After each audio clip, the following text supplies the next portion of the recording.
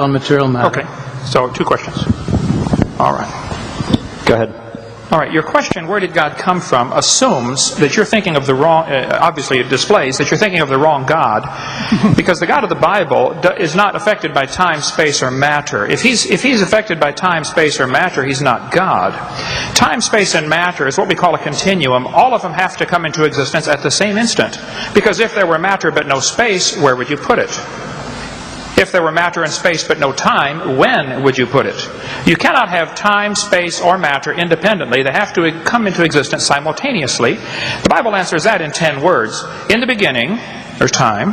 God created the heaven, there's space, and the earth. There's matter. So you have time, space, matter, created a trinity of trinities there. Just, time is past, present, future. Space has length, width, height. Matter has solid, liquid, gas. You have a trinity of trinities created instantaneously. And the God who created them has to be outside of them. If he's limited by time, he's not God. The guy who created this computer is not in the computer. He's not running around in there changing the numbers on the screen, okay? The God who created this universe is outside of the universe. He's above it, beyond it, in it, through it. He's unaffected by it. So the concept that a spiritual force cannot have any effect on a material body, well then I guess you'd have to explain to me things like emotions and love and hatred and envy and jealousy and rationality. I mean, if your brain is just a random collection of chemicals that formed by chance over billions of years, how on earth can you trust your own reasoning processes and the thoughts that you think? Okay? So, your question, where did God come from, is assuming a limited God. And that's your problem. The God that I worship is not limited by time, space, or matter. If I could fit the infinite God in my 3-pound brain, he would not be worth worshiping, that's for certain. So that's the God that I worship. Thank you.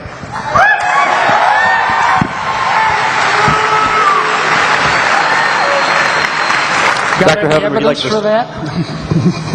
Would you please present a question to the other side?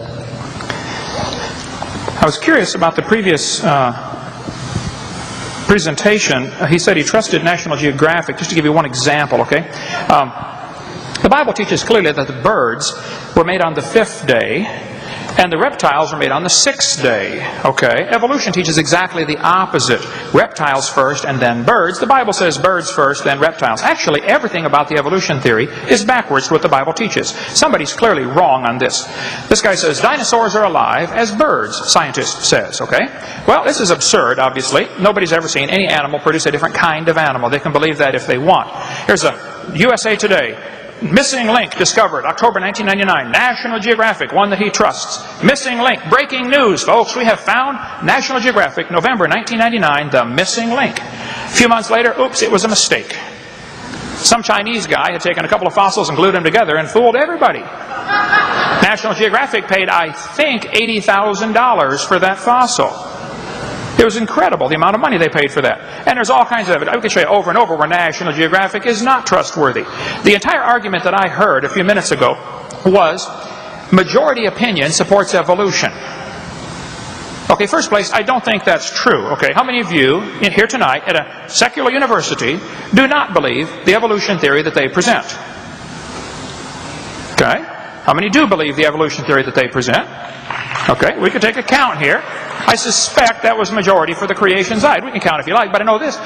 About 9% of the population in Gallup polls and surveys taken says they believe in atheistic evolution, no God is involved. 90% say yes, there was a God involved, and 50% of the entire population says God did it in the last 10,000 years. So if you're using majority opinion as your argument, I think that's obviously, historically, you can prove that's pretty easy to prove wrong. Majority opinion proves nothing. Majority's often been wrong. So all of the experts on birds are saying the dinosaurs could not possibly have turned to birds. There are just millions and millions of differences. So I guess I'd be curious, with all the evidence that we've gathered over the years, why you would think a dinosaur turned into a bird. When dinosaurs, reptiles produce reptiles, birds produce birds. I mean, there's no evidence of this. So my question, why do you think dinosaurs turned to birds, if you think that? Evolution is a process where all kinds of DNA and all kinds of animals are making changes. Some of that changes in DNA are going to turn out to be pretty good. Some of them aren't. If we take a look at an example from your research, saying that, how about Noah's Ark having one kind of animal that evolved into dogs, foxes, and wolves. In 6,000 years? Not possible at all. Couldn't even begin to happen in 6,000 years. Noah's Ark, one kind of horse developing into a zebra and a donkey? Not possible. No, there's no way DNA can change that fast. What evolutionists are saying is the process of DNA changing takes a long time. You see, the creationists want it both ways. They want to make fun of evolution and saying, well, why does that thing want to do that? Well, it doesn't want to do it. DNA is changing randomly. But at the same time, they want to say that you can have all kinds of animals evolved in 6,000 years just hopped off of a ship someplace that Noah's running. It's impossible. There's absolutely no way that amount of DNA could change in 6,000 years. The only way you can solve that is by saying the usual way. It must have been a miracle. Well, in science, we don't talk about miracles. We talk about evidence. And that's what's important to us. And I kind of resent Dr. Hovind telling us this is what we believe and this is what I predict. My prediction is that evolution has been going on for a long time and it will continue to go on, and it will go on in the same way it's always developed. DNA will change bit by bit, little by little, and plants and animals will change. I have a couple of creationist magazines at home that told me in the Creationist magazine that the reason that we have thorns on blackberries and roses and the reason we have a toothache is because Adam and Eve fell from grace when they sinned. I have a hard time accepting that as scientific evidence. I would rather use as my scientific evidence tracing the origin of thorns and the origins of teeth back to their beginning, rather than relying on the fact that Adam and Eve sinned and that brought a disaster into the world. I'm done. Professors, would you like to formulate a question or another statement? You do have 2 minutes. Do we have more time? Do we have more time? You will after 5 minutes. How many? After Mr. Hovind goes. I didn't hear a word he said. We can understand you. I'm sorry, you'll have 5 more minutes after Mr. Hovind has his 5 minutes. So what were the 2 minutes that you said that we had time right now? On the board, 1 minute and 47 seconds. And we just talked about it.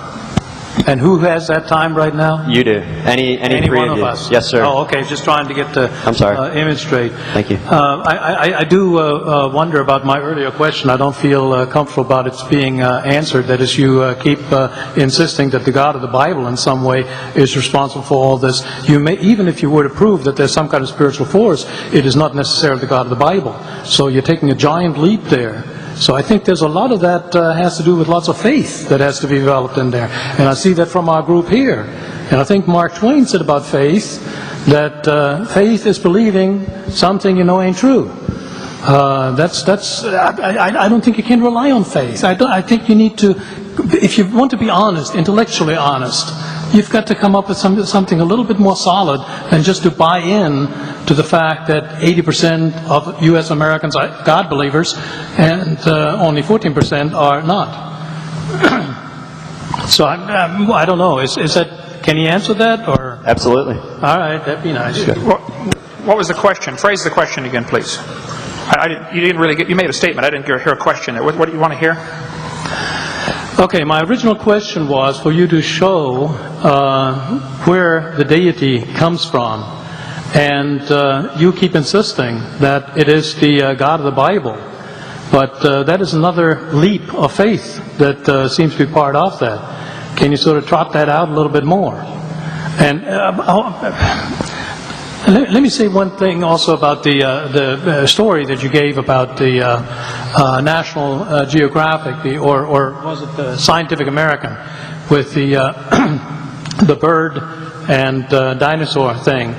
It shows that the scientific community is working. These people are in dialogue.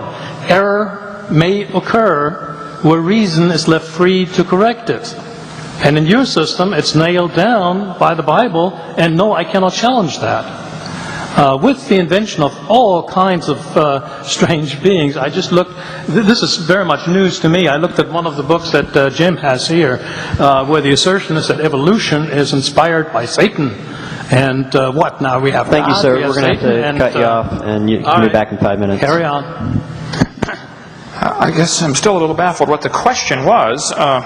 If you're going back to, you didn't like my answer of how God did it, God is outside of time, space, matter. I think you need to stop and look at the theory that you are believing in, apparently, because there are so many thousands of unanswered questions. See, it's much easier for me to believe in the beginning God than to believe in the beginning dirt or matter. The evolutionist does not answer the question. There's 6 different types of evolution, as I shared clearly earlier. If the Big Bang Theory is true, then I would like to know what exploded and where did it come from and where did the energy come from and where did the space come from for the matter to expand into and where did the organization come from and where did the information come from. There's a whole host of questions that are a whole lot harder for you to answer than in the beginning God. Where's information come from? This universe is not just random molecules circulating around. I mean, it carries information. Just like a book is so much more than ink on a paper. It carries information. And the DNA is more than just chemicals. It's information. So the evolutionist never answers the question, where did this information come from? Where did the energy come from? Where did the matter itself come from? And you gripe about my belief. I believe by faith in the beginning God. I know, I admit I don't understand that. But you believe hundreds of things by faith. You don't even understand that you're believing by faith. You think matter is either eternal or can create itself. What's the 2 choices? How did matter get here? The world is here. Where did the matter come from? Did it just happen by itself? Or is it all just imaginary? We're not really here at all. You're faced with the option of, we're not really here, this is all just our imagination, or it had a beginning, or matter is eternal, which is both of the second 2 options are in violation of the obvious laws of thermodynamics. Matter doesn't create itself. And everything degrades over time. So either it had a beginning or it didn't. If it had a beginning, then what was before the beginning? I mean, there's so many thousands of things you take by faith. I say in the beginning God, and you say, well, this matter somehow either was always here or created itself. And then this matter somehow became alive. And then this first living thing learned how to reproduce. And then it learned how to make something other than its kind. I mean, even though nobody's ever seen that, nobody's ever seen a dog produce a non-dog. Or you mentioned about, the fact that a wolf and a fox and a dog coming from a common ancestor of Noah's Ark in only 4,400 years. For heaven's sake, you believe they came from a rock. I mean, come on. I don't think my theory is that silly at all. So, if my answer to your question is still the same, I believe in the beginning God. I do take that by faith. Here's the major difference that I don't think you're going to understand. I admit mine is a religion. They do not admit theirs is a religion. They want you to think what they believe is science, and all of you should pay for their religion to be taught in this university. And that's the situation we have today, and that's unfortunate. There have always been situations where the majority taught something. I mean, in the Soviet Union 15 years ago, if you stood up and said, hey kids, I don't believe in communism, I think capitalism is a better system, you would be in Siberia if you survived. And here in Emory University, if you stood up in your classroom and said, I don't believe this evolution theory is true, I think it's pretty obvious there must have been a designer to this system, you would be in intellectual Siberia. You would lose your job. It has happened to hundreds of teachers, just simply for standing up and say, look, I think the evidence is here, folks. There must have been a designer. If I asked you to explain how computers came to be, but you cannot use man as your answer, I only want a purely naturalistic explanation for the origin of computers. Purely naturalistic. The answer has to lie within the computer.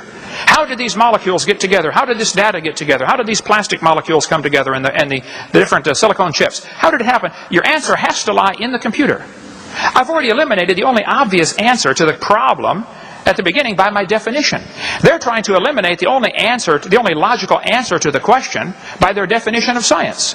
They want to define science as things that we can observe and test and demonstrate the natural world. Okay, well then that eliminates both evolution and creation. Both are unobserved. We don't see anything change. We don't see anything created from nothing. Here's the problem. Both creation and evolution are religious. I admit mine's a religion. They don't admit theirs is a religion. And all of us are paying for their religion to be taught in the school system. And I, for one, resent that.